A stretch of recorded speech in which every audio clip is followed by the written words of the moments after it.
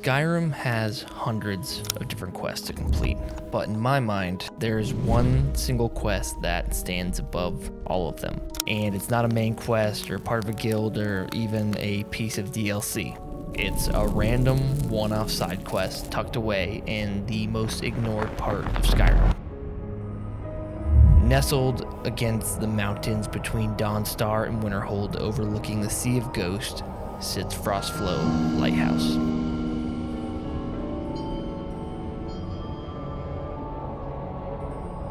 Inside the confines of the stone walls, a horror story has come to life.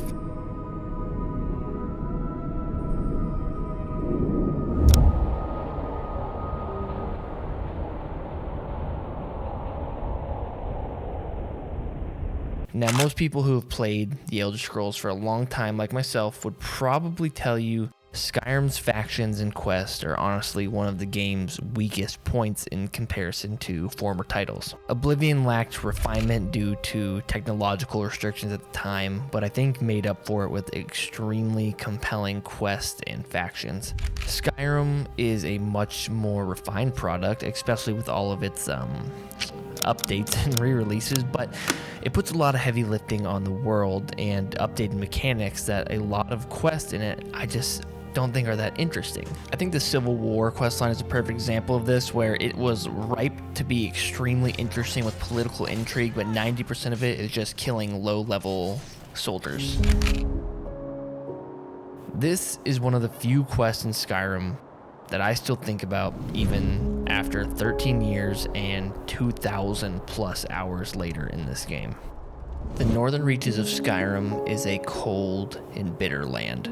The animals that inhabit the cold here are hardened and fearsome opponents. The two towns in the north truthfully don't have that much to offer unless you are in Winterhold for the college or Dawnstar for the two Daedra quests that happen to start there. There really isn't much reason to wander the snowy wasteland between the two cities, and I honestly wouldn't be surprised that players who only use fast travel might not come across this location at all. I love to build a story for my characters when I play. My Imperial soldier is named Adolin, and he crested over the snow-covered hill on the search for an Imperial camp stationed out here in the north. Before he noticed the camp directly below, out looming in the distance stood a single stone tower with a flame burning atop.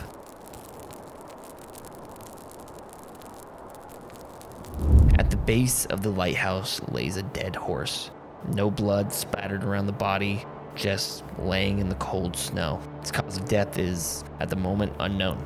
The wooden door to the lighthouse creaks open, and inside candle lights dimly flicker, and in the open room in front of us lays a woman stripped down, with a crude-looking axe buried into her chest, and blood splattered on the floor. As you step forward, a spine-chilling scratching noise comes from the depths of the lighthouse. The sound design and context clues you get from the environment are part of what sets this quest apart like any other. I think because this is truly just a small one-off side quest, the attention to detail found in it is just astounding, and I can't think of many other areas or quests that have this level of world building packed in such a tight-knit space. The room looks like a tornado had ripped through it, with a table split in half and all the items that used to make this stone tower a home thrown and broken. Against the hearth, a large black insect-like beast lays lifeless with a woodcutter's axe at its side. I walked over and I pulled the strange axe from the woman's chest to examine it, and I found a journal, not of hers though, but of her husband, Habd. After years of sailing from Hammerfell to Solstheim and back, Ramadi and I have finally saved enough money to buy that old lighthouse we spotted on the coast, and we are moving in next month. These Nords really know how to live. It may be cold, but you can't beat the tranquility of watching icebergs to live out your silver years. Ramadi loves the place too, despite the occasional leaky ceiling. Manny and Sudi, unfortunately, seem miserable here. I know the kids are old enough to strike out on their own, but I hope they'll grow to love the peace and quiet here as I have. Manny and Sudi continue to bicker and harass each other, and they seem to have started in on their mother as well. Ramadi keeps finding things missing from the cellar, and Sudi said she heard a noise down there, but Manny just thinks their mother is going mad from the isolation. The very thought of it is ridiculous. She always wanted to retire here. Sudi keeps saying that she hears scratching coming from the cellar at night. I think she's just trying to get at her mother's goat, but I'd better head into town to get a few traps just in case it's skeevers. Should only take a couple days. I just hope those two go easy on Ramadi while I'm gone. Oh God, why? I returned home to find my beautiful Ramadi killed, and this horrible bug-like creature ransacking our home. I managed to kill the damn thing. I think it might be a Daedra. I've never seen anything like it.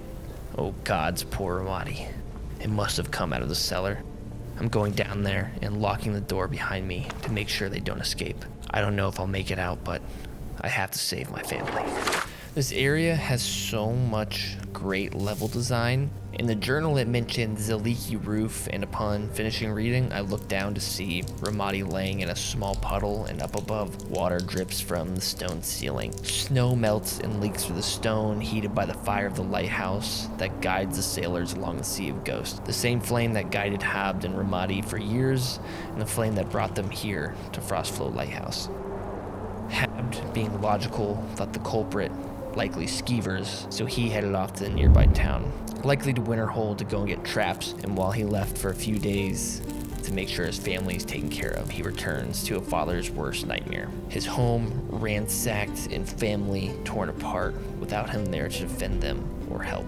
Instead, his wife lay dead, and 2 children at the moment nowhere to be found. After his last journal entry, he presumably laid it down against Ramadi's body for anyone who may find the lighthouse if he doesn't survive. Through the wreckage, blood splatters across the floor and leads into a room with 2 single beds, the children's room. On top of a small table rests Sudi's journal. His daughter writes the following: I hate it here. Why did we have to move to Skyrim anyway? I miss the big port cities. There's always something to do and new people around. Or even being a cabin girl, one of the ships we used to sail on would be better than this. Manny says we should run away, but I can't leave mother and father alone out here. Or what to do.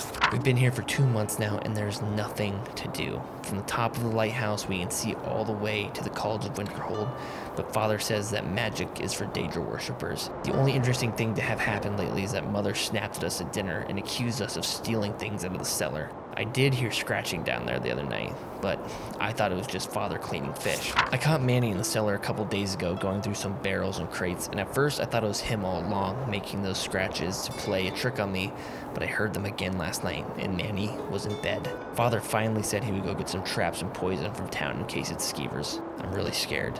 It doesn't sound like skeevers to me. Manny won't listen. He thinks I'm just making up the noises and keeps sneaking into the cellar. Why is he so stupid sometimes? I don't know why he keeps going down there, but I found the cellar key copied and I hid it in mother's favorite keepsake so he won't find it. The scratching is getting louder.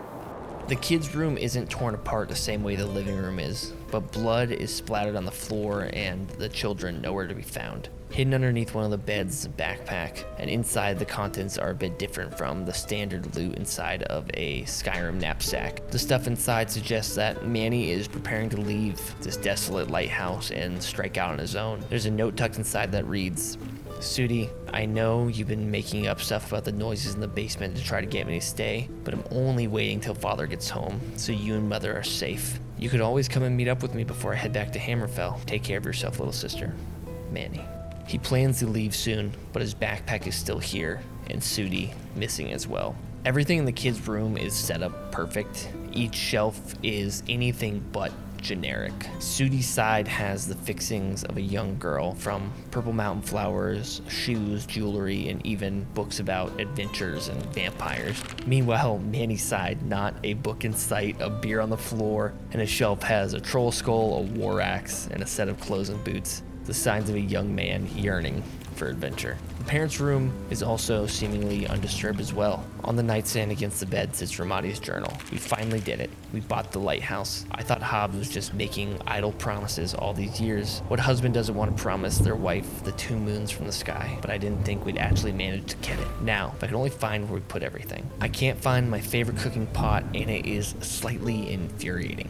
Sudi and Manny seem unhappy, but they're still young and don't seem to understand that. We just want to spend a few more years with them before they leave us to see the world. I know they think their father will live forever, but I see his age creeping into his eyes. He made me promise again that when he died, I would put his bones in the lighthouse fire so he could look out over the ocean forever. Those two get me sometimes. I went to unpack some of our keepsakes from the trading ships we used to sail, and I can't find them. Sudi keeps saying she's hearing something in the basement at night, and Manny suggested it was skeevers. They know I hate skeevers, and now I'm too scared to go down there at all. I'm glad I unpacked my favorite urn and put it safely on the mantle before those two started causing mischief. If they put a skeever in the basement, I swear. Although many of the journal entries are short and simple, I can't express how much I enjoy a quest that rewards the player for reading. Reading the daughter's journal lets the player know that a key is hidden in Ramadi's favorite keepsake, and then reading her journal reveals the keepsake to be the urn above the fireplace. Look, I know many people don't play video games to read in-game literature, but it feels extremely rewarding when it actually pays off. Skyrim, so often the second you even crack open a book or a note, a quest update noise plays, and it just tells the player exactly what to do, instantly alleviating any need to learn anything about the world. It always blows my mind when I've watched people stream Skyrim or even friends play it who just skip through dialogue as fast as possible, don't read a single thing in game, and just follow quest markers in a dead straight line. Look, I know it's an RPG and it's meant to be played however each individual decides, but I wish there were more instances in the game or quest lines when players who really take the time to pick apart the world and all the details the developers cram into it got rewarded a little bit more like this quest. Just by reading some quick passages in a diary, you get the location of a key to a locked door and a hint to accomplish the final reward for the quest. But more importantly, reading these diaries adds gravity to what is unfolding inside these cold stone walls. This could totally just play as a generic dungeon if you didn't read the diaries and just looted through everything and found the key. Scattered throughout the parents' room are several different books, and there are multiple that mention Daedra. In Hab's original note, he is unfamiliar with what the Charis is that attacked him and thinks it to be some type of Daedra. Now, I'm not sure if there's some deeper meaning to this other than he spends his evening reading about Daedra, and now in his mind, this devilish looking beast must be one of them. All the while you flip through journals and scour the rooms for information, the scratching and clicking still echoes through the lighthouse walls. The door clicks open to downstairs, and several bear traps line the descent below. He traveled all that way to town for these damn traps, and he's finally going to put them to use, I suppose. Down below, 2 Charis await the player. This quest is also extremely challenging, and at low levels, nearly impossible. This character I'm playing is a level 12 with only combat-oriented perks and over-leveled armor that is part of the Anniversary Edition, and I'm getting absolutely cooked. While most dungeons are occupied by bandits, Draugr, some type of wild animal, and at low levels you'll just face a scaled version instead of the actual difficult enemy, the lowest level Charis you encounter is a level 12 and Falmer a level 9. And I can't think of many dungeons that at a low level you can't just kind of weasel your way through, but Frostflow is a bit different. Down below is the basement where the scratching noises originated from. In it is just a collection of various pantry food items, fish being hung up in the ice-cold basement for storage, a small collection of gold, and one giant glaring hole in the walls of the lighthouse. We descend down the tunnels into the Frostflow abyss. Scattered down the tunnels are some of Ramadi's missing items from her basement. The tunnel opens and a set of strange tents sit by firelight, and that horrifying clicking and scratching sound continues. More Charis. After killing a Charis and Falmer, there's a dead Redguard laying next to one of the tents. Mani, the son. He must have charged down here to protect his sister, who is still nowhere to be found. He would have left for a new life the day his father returned, leaving this nightmare behind and never meeting his end. I threw him on the fire to cremate him. Down here in the ice-filled tunnels, his body would freeze and probably eventually just become food for these monsters down here. It just seemed the right thing to do. Around the corner, another Falmer and Charis loom, and against the wall lays a monstrous-sized Charis that is thankfully dead. In this room, you can see the reason the Falmer have domesticated these insect-like beasts. This Charis Reaper has been killed and its chitin harvested to make various weapons and armor that lay about this room. Deeper in the abyss, a claw trap lay in wait, which makes me fearful for Habd and Sudi's well-being. How long ago did all this actually happen? If Habd had charged down here recently, wouldn't the trap be deployed? Am I chasing down the slaughter of something that's hours old, weeks old, or maybe months? In this frigid climate, the bodies are preserved so well, there is really no way to know. And it feels like the further down you go into the chasm, the story only grows more and more frightening. And if Charis weren't enough, the Falmer are also cultivating a den of frostbite spiders likely to harvest their poison. Finally, the narrow tunnel opens up a bit. Two Falmer and Charis wait in this two-tiered room. The clicking sound echoes through these halls, haunting and mocking. A torch lays on the ground behind a small cage, lighting a woman face down in the snow with two notes around her, one plain and the other drenched in blood. The first describes her father came down to rescue her, but was captured as well. When he tried to escape, a Charis bit him, and he became weak and feverish as the poison began to set in. The second details that the Falmer had brought more prisoners inside here as well. They eventually came and took Habd, and he slipped an iron dagger to Sudi, and she could hear their screams echoing down the hall. I think I know why he left me this dagger. Sudi took her own life to avoid the same brutal fate as the others she heard, and likely her father. I can't think of many quests much heavier than this one. The only one that comes close is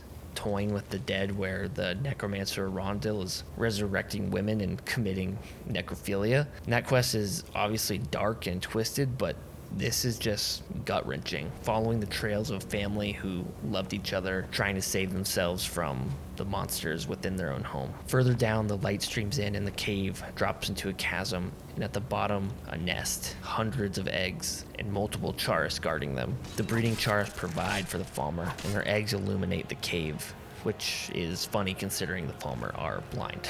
Inside the next chamber, another pair of Charis guard a den of eggs, and a lone torch lay upon one of the egg mounds. After dispatching the Charis, I destroyed the chrysalis-like structures where future Charis would eventually emerge. After fighting a triplet of Charis, I see it in the distance. The queen of this egg-filled hellhole. An oversized Charis Reaper sits on top a nest with two regular Charis by her side. The Reaper is extremely strong, and their poison damage alone is extremely difficult to deal with at this level. But after a few tries, I got the job done, and inside her body is Habd's remains and the key to the lighthouse. The screams Sudi heard was her father being fed to the Charis queen.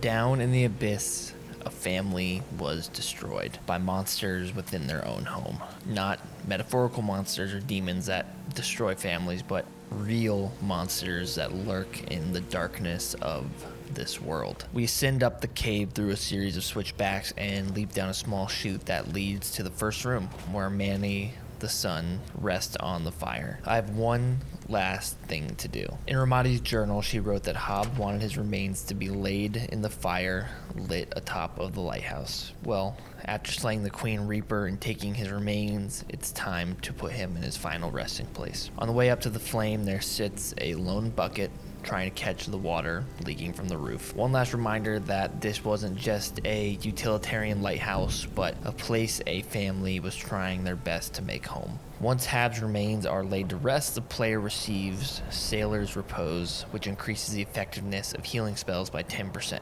Once again, no quest markers or logs, just physical journal entries to read that lead to the conclusion to lay him to rest in the lighthouse fire, and the player receives an active power. A pretty incredible reward, with there only being a few permanent active effects to gain in the entire game. At the end of it all, though, this quest left me feeling pretty hollow. Even with a great reward, it doesn't really feel like a triumph. Once it's over and you stand upon the lighthouse and the fighting is finally done, it kind of all just sets in. The horse outside most likely died from starvation and exposure. Hob probably came home to a nightmare unfolding and charged off into the abyss, and the horse was left alone in the middle of the coldest region of all of Skyrim. Ramadi was attacked by monsters that came from within her own home while her husband was gone. She was stripped down and had a Falmer axe buried into her chest. The daughter Sudi was taken prisoner by the Falmer and dragged into the depths of the abyss. Mani, who was planning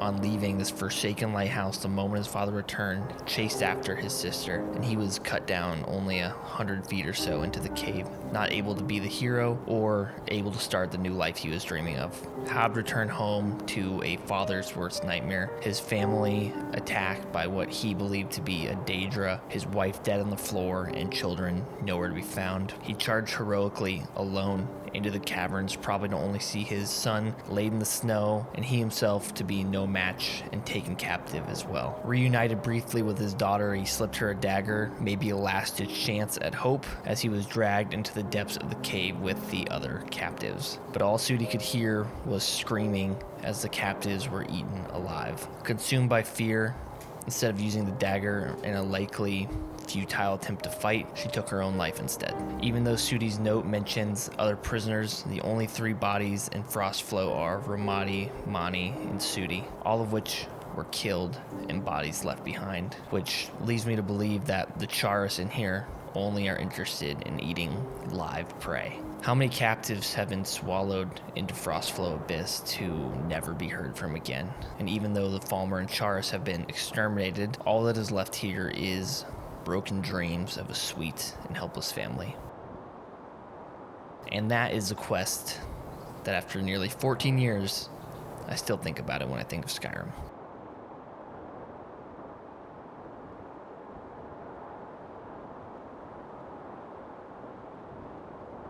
Okay, that was dark, but hopefully you guys enjoyed this video. If you did, like and subscribe. I'm going to make a real effort at posting consistently on this channel now.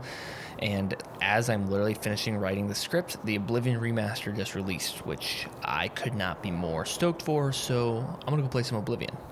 Peace.